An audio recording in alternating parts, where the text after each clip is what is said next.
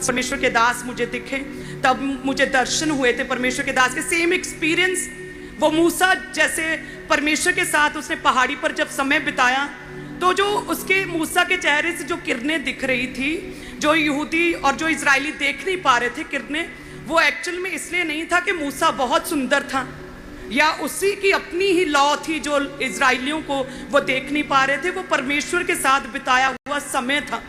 वो परमेश्वर यहोवा के साथ जो मूसा समय बिताया, वो परमेश्वर का नूर था जो उसके दास मूसा पर था।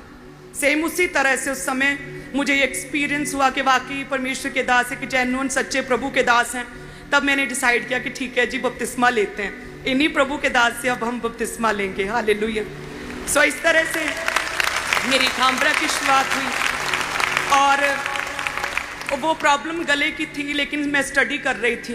तो जब मेरा एग्ज़ाम हुए MSc IT के, जब मेरे एग्ज़ाम हो गए, तभी मेरा रिश्ता प्रभु के दास के साथ जुड़ा। अभी 2 महीने ही हुए थे मेरे एग्ज़ाम हुए, तो रिश्ता जुड़ा। उसके बाद एंगेजमेंट के बाद ही मेरा वो एग्ज़ाम जो था उसका रिजल्ट आया था। तो जब मेरा रिश्ता जुड़ा प्रभु के दास के साथ, सेम उसी समय मेरे गले की प्रॉब्लम भी जाती रही। सो इस तरह से परमेश्वर ने पूरी जर्नी में मुझे संभाले रखा। सो इसलिए मैं कहती हूँ कि परमेश्वर आपको तब नहीं चुनता जब आप फर्स्ट टाइम चर्च आएँ। परमेश्वर ने हमें अपनी माँ के गर्भ में से ही चुन लिया। वो जानता है किस तरह से मैंने इन्हें बचा कर रखना है, पाप से, व्यभिचार से, दुनिया भर की चालों से, शैतान की योजनाओं से, ट्रैप से किस तरह से मैंने बचा के रखना है। फिर हमारी एंगेजमेंट हुई। आप जानते हैं कि प्रभु के दास किस तरह से, प्रभु के सच्चे दास, कहने को तो बहुत लोग बड़ी बड़ी बातें करते हैं कि ऊंच नीच कुछ नहीं होता, जात पात कुछ नहीं होता, मसीह में हम सब एक हैं, लेकिन फॉलो कोई कोई करता है, और उनमें से एक प्रभु के दास है। हालेलुया, तारीफ करे परमेश्वर की। क्योंकि मैं उस कम्युनिटी से आती हूँ, मैं उस समाज से बिलोंग करती हूँ जिसमें से बहुत पुराना समय अगर हम देखें, पुराने समय में उस कम्युनिटी से कोई भी पानी तक नहीं पीता था, उनके हाथों से कोई भी पानी नहीं पीता था।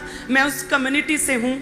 और देखिए परमेश्वर के दास, ना तो उन्होंने कोई भी ऊंच नीच देखी, ना जात पात देखा, ना पैसा देखा, कोई 1 रुपया भी दाज का नहीं लिया। सारा शादी का खर्चा खुद उठाया।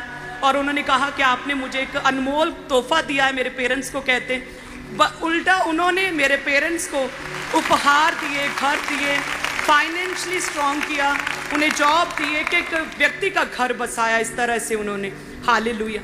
सो जो जिस कम्युनिटी के लोगों से लोग पानी का गिलास तक नहीं पकड़ते थे ना, उसी कम्युनिटी से परमेश्वर ने मुझे खड़ा किया। और परमेश्वर